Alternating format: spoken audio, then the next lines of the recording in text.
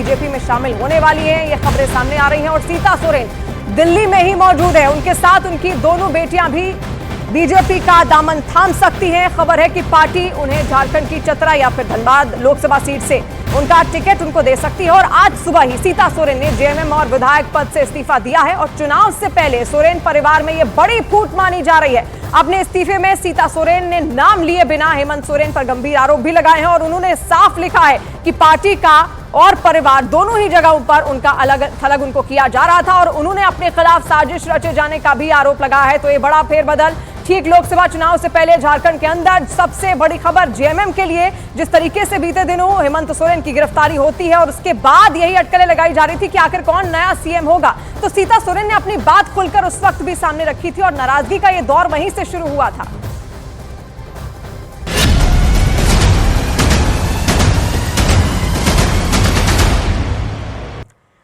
तो लंबे इंतजार के बाद बिहार में एनडीए के सहयोगियों के बीच लोकसभा चुनाव को लेकर सीटों का समझौता तय हो गया है और तनातनी भी अब तक थमी नहीं है। बिहार में सीटों के ऐलान के बाद से ही एनडीए में घमासान मचा हुआ है और पहले खबर आई कि सीट बंटवारे में अनदेखी से पशुपति पारस नाराज हैं।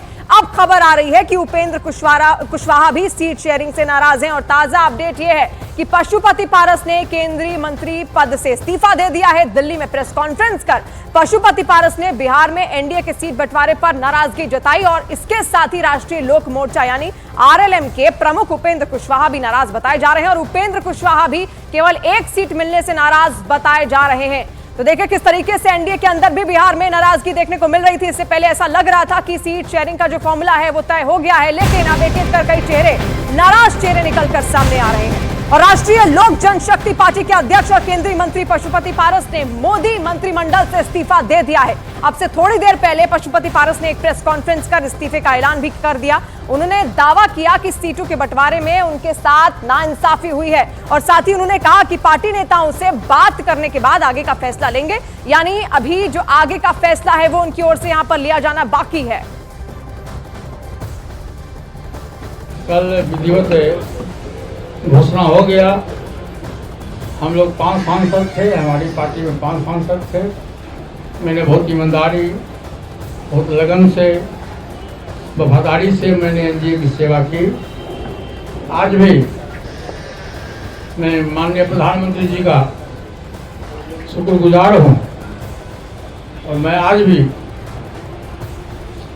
देश के नेता हैं, बड़े नेता हैं, लेकिन हमारी पार्टी के साथ और व्यक्तिगत रूप से हमारे साथ नाइंसाफी हुई। इसलिए मैं भारत सरकार के कैबिनेट मंत्री से मैं त्याग पत्र देता हूँ। और पशुपति पारस के अगले कदम को लेकर अब अटकलें लग रही हैं कि सूत्रों के हवाले से खबर है कि पशुपति पारस आरजेडी के संपर्क में है। खबर तो यह भी है कि आरजेडी का भी पशुपति पारस को लेकर सकारात्मक रुख है। एनडीए में अपने साथ हुए अन्याय को लेकर जनता के बीच जाने की तैयारी में है इस वक्त पशुपति पारस।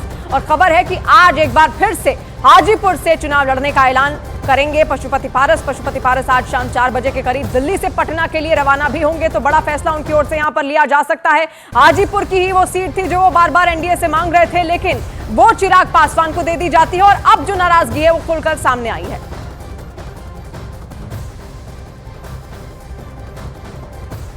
और पशुपति पारस पर बोले तेज प्रताप यादव, उन्होंने क्या कहा ये आपको बताते हैं। पशुपति पारस का महागठबंधन में स्वागत है, तेज प्रताप की ओर से कहा गया है। साथ ही उन्होंने ये भी कहा कि एनडीए में पशुपति पारस से अन्याय हुआ है और खुलकर वो उनका स्वागत करते हैं महागठबंधन में। तो एनडीए में तो नाइंसाफी होती ही है। अच्छा किया उन्होंने छोड़ दिया, उनको बहुत पहले ही छोड़ देना चाहिए था पारस जी को।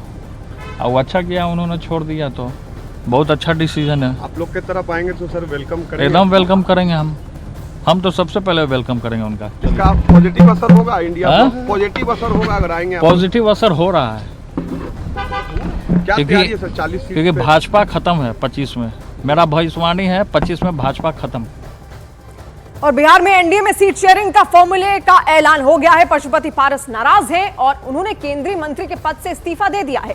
खबर उपेंद्र कुशवाहा के भी नाराज होने की है, लेकिन सीट बंटवारे से आगे बढ़ते हुए एनडीए प्रचार अभियान के लिए एक्शन मोड में आ गई है।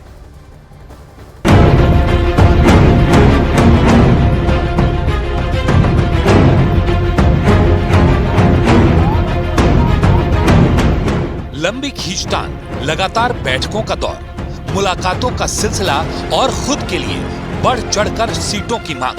बिहार में लोकसभा के चुनावी समर से पहले ये सब कुछ हुआ।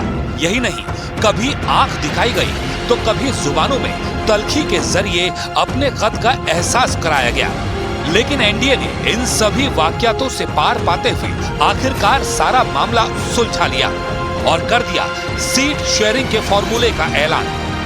सभी 40 सीटों पर पूरा एनडीए की सभी पार्टियां अपनी पूरी ताकत से 40 के 40 सीटों पर ताकत लगाएगी और सभी सीटें जीत कर आएंगी, ये हमारा विश्वास है। तो सीटों के बंटवारे के जरिए बीजेपी ने बता दिया कि लोकसभा के लिए बिहार में वो बड़े भाई की भूमिका निभाएगी और सबसे ज्यादा 17 सीटों पर चुनाव लड़ेगी। वहीं बीजेपी से सिर्फ एक सीट कम 16 सीट पाकर जेडीयू को भी एहसास है कि उनकी मुरादें पूरी हो गई हैं। मैंने आपसे 1 महीने पहले कहा था आप ही के चैनल में कि हम 16 सीटें जीते थे, वो हमारी अमानत है और उसको हम सुरक्षित रखेंगे। आज सीटों का बंटवारा हुआ है और इस बंटवारे से पार्टी प्रसन्न है। 1-2 सीटों की अदला बदली वो राजनीतिक प्रतिबद्धताओं के कारण होती है। नए फॉर्मूले में अधिक सीटों का दावा करने वाले जीतन राम मांझी और उपेंद्र कुशवाहा को भी सिर्फ एक सीट पर ही संतोष करना पड़ा। लेकिन इस फॉर्मूले में अगर किसी की लॉटरी लगी है तो वो है चिराग पासवान, जिसकी पार्टी को 5 सीटें दी गई हैं, जिसमें हाजीपुर की वो सीट शामिल है जिसको लेकर चाचा भतीजे में वर्चस्व की लड़ाई चल रही थी। दोनों अड़े थे और भतीजे ने ऐसी बाजी मारी कि चाचा के हाथ कुछ नहीं लगा। उन्होंने हमेशा कहा कि जब तक वो राजनीति में हैं उनका समर्पण मेरे प्रधानमंत्री जी के लिए रहेगा। ऐसे में उन्हीं प्रधानमंत्री के उस लक्ष्य 400 सीटों के उस लक्ष्य को पूरा करने की राह में वो रोड़ा बनेंगे, इस बात का जवाब उन्हीं को ही देना। तो सबसे ज्यादा उम्मीदवारों के ऐलान के बाद एनडीए ने बिहार में भी इंडिया गठबंधन पर पहली बढ़त बना ली है। सीटों को लेकर एक तरफ जहां गठबंधन में अब भी कांग्रेस और आरजेडी में तनातनी चल रही है, वहीं एनडीए